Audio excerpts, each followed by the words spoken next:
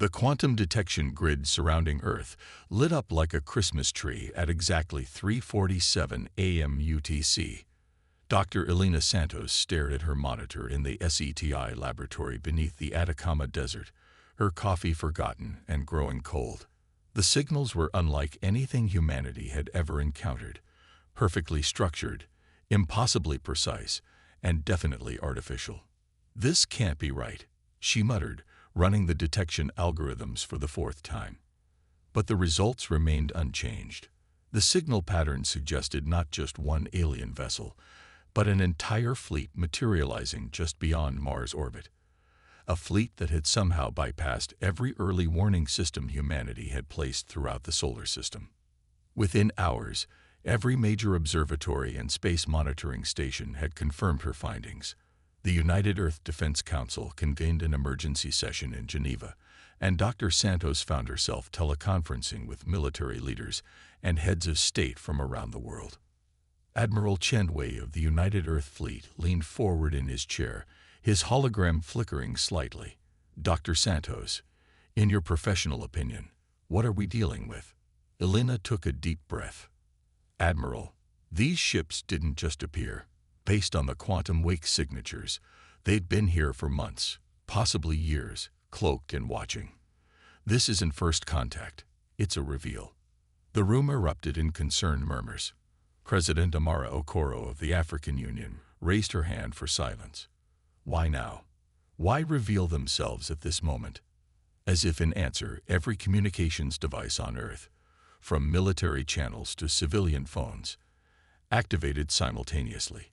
A face appeared on every screen. Humanoid but clearly alien, with iridescent scales instead of skin and eyes that seemed to swirl with galaxies. "People of Earth," the being spoke in perfect English, its voice simultaneously broadcasting in every human language. "I am High Commander Vexthor of the Galactic Concordat. For the past 3 years, we have studied your civilization. You have potential, but you are dangerous. Too aggressive, too unpredictable. We offer you a choice. Accept our guidance and governance, or face immediate quarantine from the galactic community." In the council chamber, Admiral Chen's face hardened. "They're not even offering us membership. They want to make us a protectorate." Dr. Santos was already analyzing the transmission data. Something about the neural patterns in the aliens' broadcast felt off. She pulled up her research on human consciousness patterns, work that had been dismissed as theoretical by many of her peers. "Wait," she interrupted, causing all eyes to turn to her. "The broadcast. It's not just carrying words and images. There's a subtle neural component designed to induce compliance. They're trying to manipulate our very thoughts." President Okoro's eyes narrowed. "Can they succeed?" A slight smile crossed Elena's face. "That's just it. Their approach is based on a fundamental misunderstanding of human consciousness. Our neural patterns are different. More chaotic, yes, but also more resistant to external manipulation. They've been watching us for years, but they still don't understand us." Admiral Chen straightened in his chair. "Dr. Santos, are you suggesting we might have an advantage they don't know about?" "Better than that," Elena replied, her fingers flying over her keyboard as she compiled her research. "I'm suggesting they've just revealed their greatest weakness. They rely on neural technology for everything, from their communications to their weapon systems, and they have no idea that humans are naturally immune to their most basic methods of control." The council chamber grew quiet as the implications sank in. Humanity wasn't as helpless as the Concordat believed. In fact, they might have just stumbled into a fight they weren't prepared for. "They've given us 24 hours to respond," President Okoro stated, her voice firm. "I suggest we use that time wisely." Dr. Santos looked up from her calculations. "We'll need to be careful. If they realize we're resistant to their neural tech, they might switch to more conventional methods of subjugation. Then we make sure they don't realize it until it's too late." Admiral Chen replied. "Dr. Santos, how would you feel about heading up a new research division, one focused on turning their neural technology against them?" Elena thought about all the years her consciousness research had been dismissed as fringe science. Now it might be humanity's greatest weapon.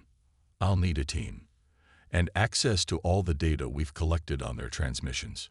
You'll have whatever you need, President Okoro assured her. Humanity didn't come this far to become anyone's protectorate. As the council began forming plans, Elena couldn't help but appreciate the irony. The Concordat had chosen this moment to reveal themselves because they thought humanity was weak. Instead, they'd given Earth's best minds exactly what they needed: a glimpse of advanced technology and the motivation to master it. The next 24 hours would change everything, but not in the way the Galactic Concordat expected. The underground facility beneath the Atacama Desert hummed with activity as Dr. Elena Santos led her hastily assembled team through their first breakthrough. Holographic displays filled the air with cascading neural patterns, human brainwaves alongside the alien signatures captured from the Concordat's transmissions. "Look at this," Elena pointed to a particular sequence that pulsed with an otherworldly rhythm. Their neural technology operates on perfectly synchronized wavelengths. It's beautiful, elegant even, but that's exactly why it can't properly interface with human consciousness. Dr. Marcus Kim, a quantum neurologist who'd flown in from Seoul hours earlier, leaned forward. "Our brains are too chaotic." "Not chaotic," Elena corrected. "Adaptive. Human consciousness doesn't follow rigid patterns. We're constantly creating new neural pathways, thinking in ways that seem illogical but lead to unprecedented solutions. The Concordat's technology expects order. We give it jazz." The lab door slid open as Admiral Chen entered with a woman Elena didn't recognize. The Admiral's usually stern expression carried a hint of hope. "Dr. Santos, meet Dr. Aisha Rahman. She's been leading a classified quantum computing project in Dubai that might interest you." Dr. Rahman didn't waste time with pleasantries. She pulled out a small device that projected a complex mathematical model into the air. "We've been developing quantum systems based on randomness rather than traditional binary logic. The results have been unexpected." Elena's eyes widened as she studied the projection. "This is almost exactly like human neural patterns. You've created an artificial system that thinks like we do." "Not exactly," Aisha replied. "We created a system that embraces chaos as a feature, not a bug. But we could never get it to work reliably, until now." She gestured to the alien neural patterns still floating in the air. "Your discovery of how the Concordat's technology works just showed us what we were missing." Admiral Chen cleared his throat. "The Concordat expects our answer in 18 hours. Please tell me all this theoretical discussion is leading somewhere practical." Elena shared a look with her colleagues. "We think we can do more than just resist their neural technology. We might be able to hijack it." The next 12 hours were a blur of coding, testing, and breakthrough moments interspersed with failures. The combined team worked on interfacing Dr. Rahman's quantum systems with captured fragments of Concordat transmissions, using human neural patterns as a template for disruption. Meanwhile, reports came in from around the world. The Concordat's ships had moved closer, now visible to the naked eye as bright points of light in the night sky. Their presence triggered widespread panic in some regions, religious fervor in others. But humanity didn't break. If anything, the pressure united Earth's nations in ways unprecedented in human history. "They're watching us closely," Admiral Chen reported during a brief break. "Our surface activities, our communications, our military movements. But they're not paying attention to what's happening underground." Elena nodded, dark circles under her eyes, as she reviewed the latest test results. "Good, because I think we've figured out why their neural tech affects some humans more than others." She pulled up a new display showing varying brainwave patterns. Creative people, artists, musicians, writers, they're practically immune. Their neural patterns are too unpredictable. And we can use that. Dr. Kim looked up from his workstation. "The prototype is ready for testing." They gathered around a sealed chamber containing a small Concordat communication device, salvaged from an advanced probe that had crashed in the Gobi Desert years ago. Dr. Raman activated their quantum interface while Elena monitored the neural pattern displays. The alien device hummed to life, attempting to establish its standard neural connection.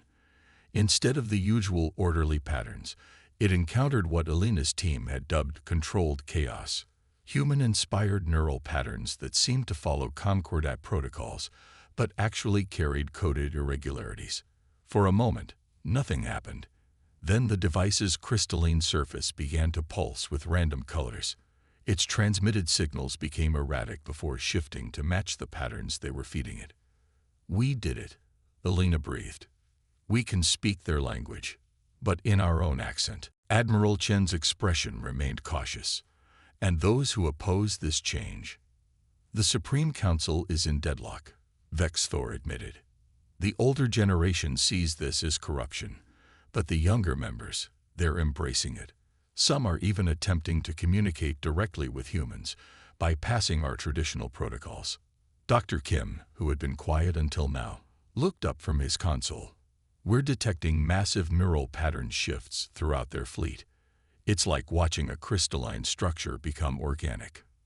"There's more," Dr. Raman added. "Their quantum signatures are evolving. The rigid patterns they used for faster-than-light travel are becoming more flexible, more efficient. They're actually improving their own technology by incorporating our chaos." President Okoro turned to Elena. "What exactly does this mean for Earth's security?" Before Elena could answer, a new alert flashed across their screens. The Concordat's neural network was experiencing a cascade of changes. Youth speaker Kexley's face appeared alongside Vexthor's. "People of Earth," she began, her scales shimmering with excitement. "What you have given us cannot be undone, and we would not want it to be. The Supreme Council's authority is being challenged. The younger generation is calling for a complete restructuring of our society, one that embraces diversity and chaos as sources of strength, not weakness." Elena shared a look with her team. "You're not just talking about neural patterns anymore, are you?" "No," Kexley confirmed. "We're talking about a fundamental shift in how the Concordat views existence itself. For eons, we sought to impose order on the galaxy. Now we see that the galaxy's true beauty lies in its chaos." Admiral Chen stepped forward. "And what does this mean for humanity?"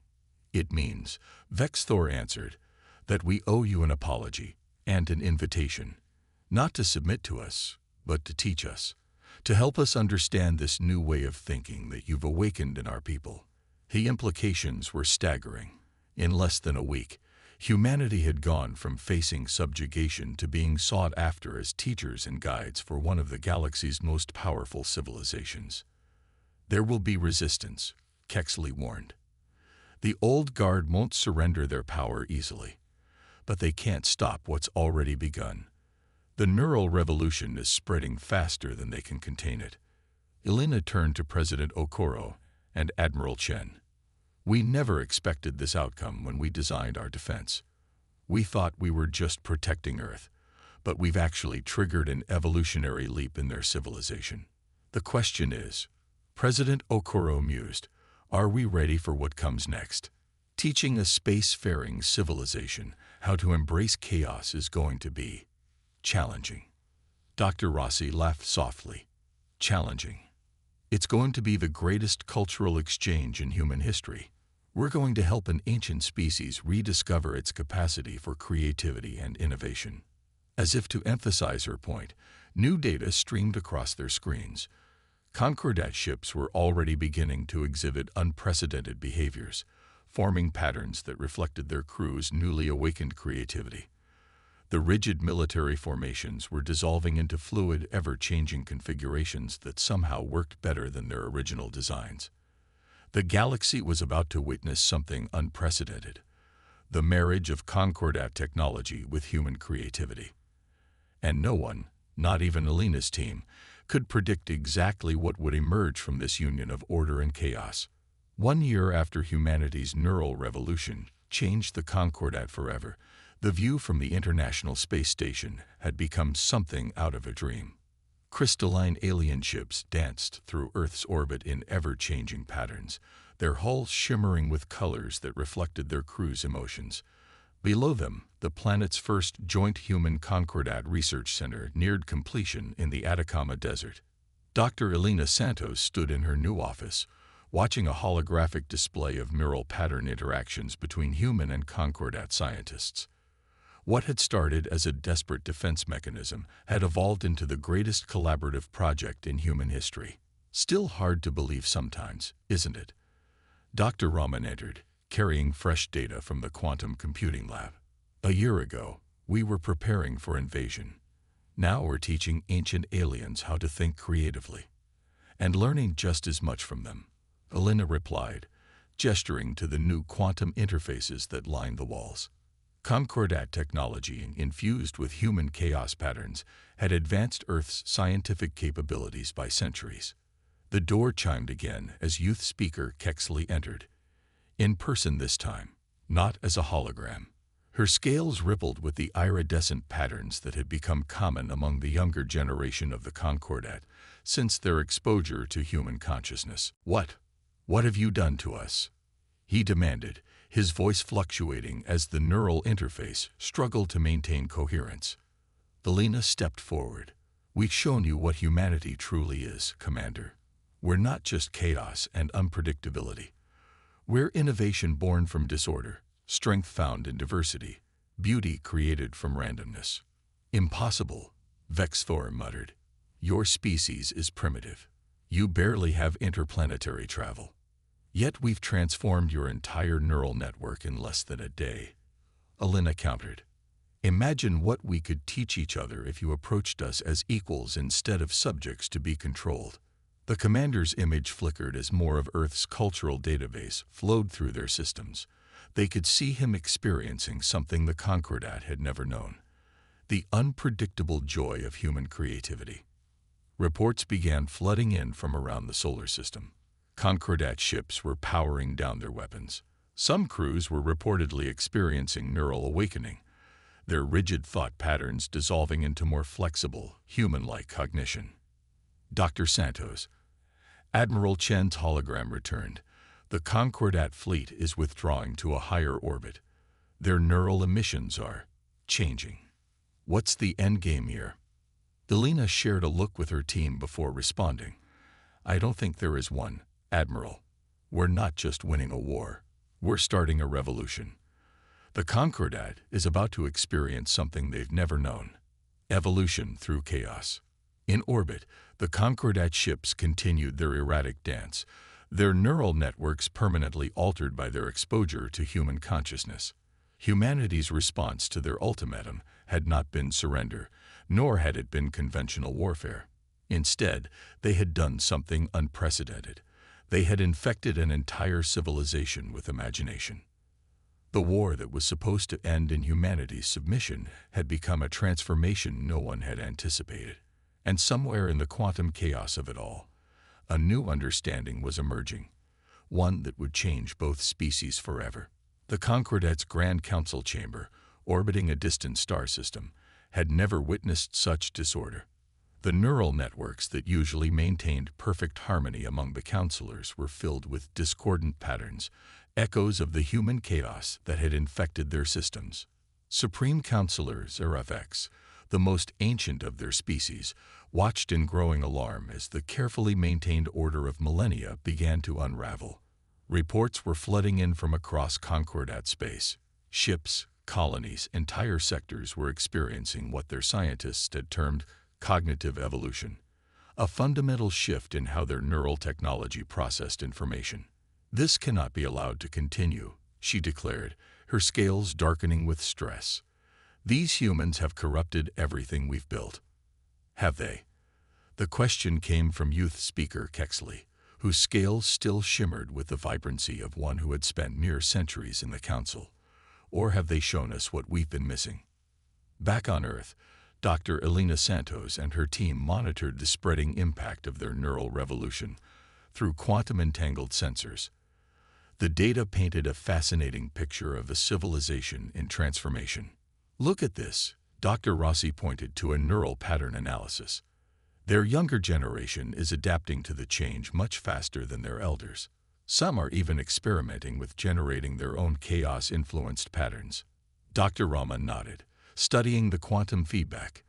It's like they've been living in a mental monastery, and we just showed them how to dance. The lab door slid open as Admiral Chen entered with President Okoro and a holographic projection of High Commander Vexthor, whose appearance had changed dramatically. His once rigid posture was more fluid, and his eyes swirled with new colors. Dr. Santos. Vexthor's voice carried an unfamiliar note of humility. Your species has achieved something unprecedented. The Concordat is changing. Some say evolving, others say we're being destroyed. The council is divided. President Okoro stepped forward. And where do you stand, Commander? He hesitated, his scales shifting through patterns they'd never displayed before. I find myself thinking in ways I never could before. We all do. Your chaos patterns have awakened something in us, something that might have been there all along, buried under millennia of enforced order. Elena studied the neural readings from his transmission. Your brainwave patterns are becoming more complex, more human-like. Yes, Vexthor agreed. And it's not just affecting individuals. Our entire society is experiencing what you might call a renaissance. Art, music, innovation, concepts we had dismissed as primitive are flowering throughout our civilization. Admiral Chen's expression remained cautious. Can you replicate this on a larger scale? Better, Dr. Raman interjected. We can broadcast it. Every Concordat device that receives our signal will start operating with human-style neural patterns. Their entire network will become a carrier for our chaos, and their neural tech won't be able to adjust without completely rebuilding their systems from scratch. Elena added, they're too dependent on perfect synchronization. The Admiral was already reaching for his secure communicator. How soon can you have this ready to deploy? Elena checked the countdown clock on the wall. 6 hours, just in time for our response to their ultimatum. Good, Chen nodded. Because I think it's time humanity showed the Concordat exactly what unpredictable really means. As the team rushed to scale up their prototype, Elena caught glimpses of news feeds showing the Concordat ships. They hung in the sky like waiting predators, their crystalline hulls gleaming with assumed superiority. They had no idea that humanity's greatest weakness, our chaotic, creative, unpredictable nature, was about to become our greatest weapon. The next 6 hours would determine whether humanity would be remembered as the species that refused to surrender, or the civilization that taught the galaxy a new way to think. Either way, the Concordat was about to learn that humanity's potential couldn't be measured by their standards. High Commander Vexthor stood on the bridge of the Concordat flagship, his iridescent scales shifting with barely contained frustration. The humans' deadline had arrived, but instead of the expected submission, their response came in an unexpected form. The ship's neural interface suddenly pulsed with an unusual signal. Before his officers could react, every screen on the bridge began displaying what appeared to be art, human art, from classical paintings to digital creations, accompanied by a cacophony of Earth's music, everything from classical symphonies to jazz to rock. What is this? Vexthor demanded, but his voice was drowned out by the sudden cascade of human creativity flooding their systems. Deep beneath the Atacama Desert, Dr. Elena Santos and her team watched their plan unfold through quantum-encrypted feeds. The combined power of Earth's quantum computing networks was broadcasting their chaos-infused signal to every Concordat ship in the solar system. Neural interface disruption at 30% and climbing, Dr. Kim reported, his fingers dancing across holographic controls. Their systems are trying to compensate, but they can't filter out our signal without shutting down their entire network. Dr. Raman monitored the quantum feedback. The beauty of it is, they can't tell if this is an attack or just humans being humans. Their cultural databases show we've always been this exuberant. Elena smiled as she watched the Concordat's perfectly ordered systems struggle with humanity's cognitive discord. How are the secondary protocols performing? Better than expected, a new voice answered. Dr. Isabel Rossi, A specialist in artificial consciousness who joined their team hours earlier pointed to a complex neural map. Every time their systems try to adapt, they incorporate more of our patterns. It's like teaching an AI to dream.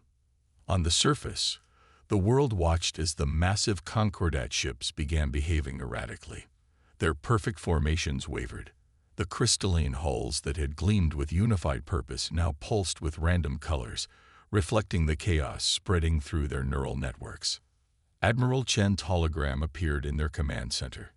Dr. Santos, we're detecting massive energy fluctuations in their fleet. What exactly is happening up there? Elena gestured to her main display.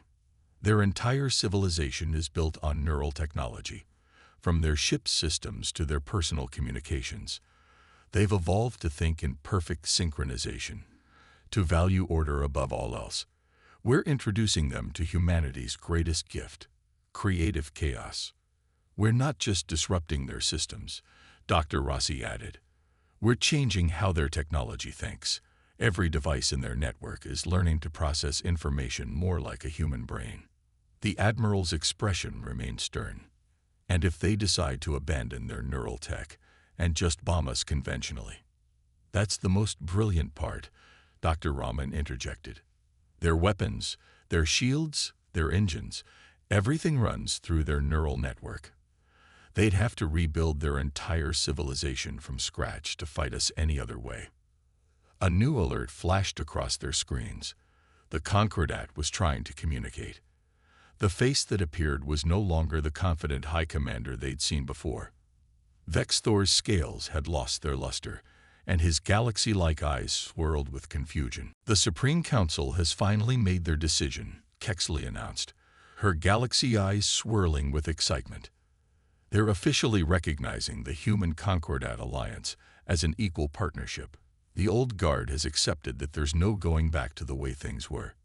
Dr. Rossi looked up from her workstation. And the neural integration programs. Spreading faster than we can track them, Kexley replied. Entire sectors of Concordat space are experiencing what we're calling the creative revolution. Our artists are producing works that combine our traditional precision with human-inspired spontaneity. Our scientists are making breakthroughs by embracing unconventional thinking. A holographic alert interrupted them as Admiral Chen's image appeared alongside High Commander Vex Thor, who had become one of humanity's strongest allies in the Concordat leadership. Doctors, Vex Thor began, his scales now permanently shifted to the more dynamic patterns of the evolved Concordat. We've detected something remarkable in the Andromeda galaxy. Our long-range sensors are picking up neural patterns similar to the human chaos hybrid we've developed. Elena leaned forward. You mean there are others out there like us? Not exactly, Chen replied. The patterns suggest a civilization that naturally evolved to balance order and chaos. They might be able to teach both humanity and the Concordat how to further refine our alliance. Which brings us to why we're here, Vex Thor continued. The Supreme Council has approved the construction of the first joint exploration vessel, a ship that combines Concordat technology with human creativity from the ground up. And we want your team to help design its neural interface.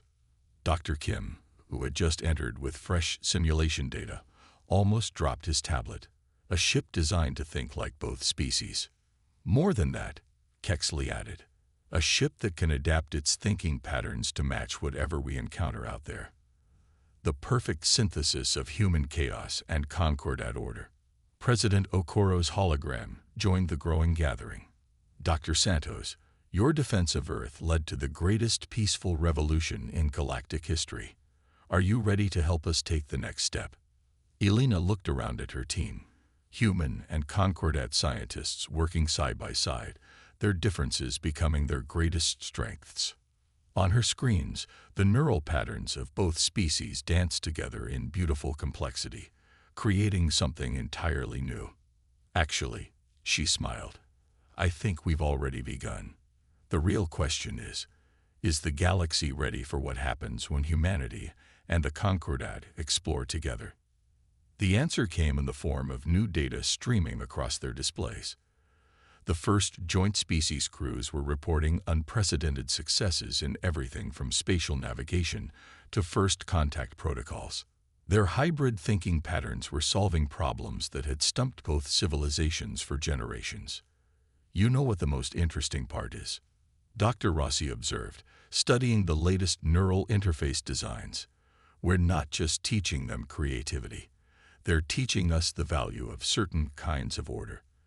The combination is more powerful than either approach alone. Outside, the sun set on another day of this new era, its light reflecting off the crystalline ships in orbit. Each vessel now pulsed with unique patterns, their crews having learned to express their individuality while maintaining their connection to the whole. It was a visual representation of what humanity had brought to the Concordat, the beauty of unified diversity. The old Supreme Council thought chaos would destroy us, Kexley mused, watching the ships dance above Earth. Instead, it completed us. And now, she gestured to the star mats, showing the path to Andromeda. Now we get to discover what other wonders the galaxy has been hiding from those too rigid to see them. As the team began planning for this next great adventure, Elena couldn't help but appreciate the irony. The Concordat had come to Earth expecting to find a primitive species in need of control. Instead, they'd found teachers who showed them how to break free of their own limitations. And humanity, in helping the Concordat evolve, had evolved itself. The war that never happened had become a revolution nobody expected. And that revolution had opened the door to something even greater, a future where the combined strengths of both civilizations would take them further than either could have gone alone. As night fell over the Atacama Desert, the lights of the research center blazed to life, a beacon of cooperation visible from orbit. Inside, humans and aliens worked together, their neural patterns interweaving in endless new combinations, preparing for adventures that neither species could have imagined just 1 year ago.